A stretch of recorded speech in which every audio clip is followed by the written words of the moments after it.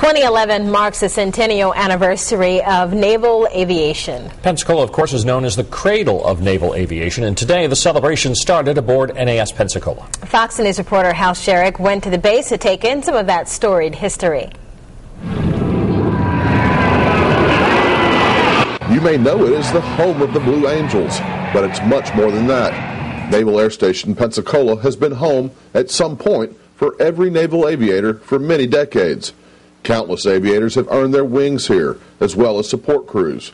But how did it all begin? In May of 1911, we actually bought 2 airplanes, and the Navy was in the flying business at that particular time. Less than 2.5 years later, on the 20th of January of 1914, Lieutenant Commander Henry Mustin brought a group of 9 pilots, 7 airplanes, and 23 mechanics to Pensacola, Florida to establish the Navy's first flight training program.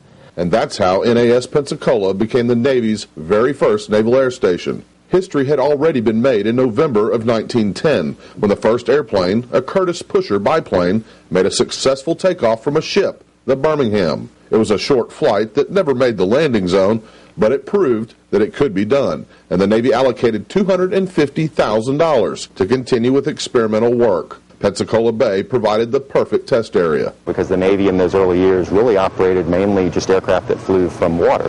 So you had all those early flights occurring in Pensacola Bay, the first catapult experiments, which was the way to get aircraft on board ship, occurred there in Pensacola Bay. We all know how far naval aviation has come the last 100 years.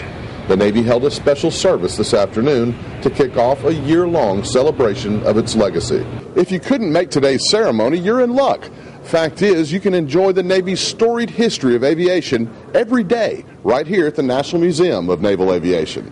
So they said, yeah, but what about coming back in?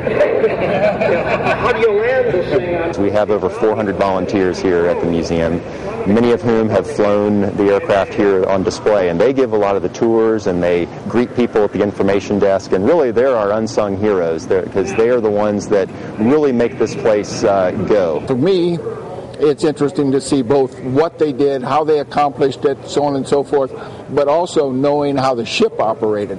So take some time to go yourself, to go see what is truly a world-class history of naval aviation. Reporting from NAS Pensacola, Hal Sherrick, Fox 10 News. And NAS Pensacola is planning more than a dozen events throughout 2011 to celebrate the centennial. It will all culminate with the Blue Angels Homecoming Air Show in November.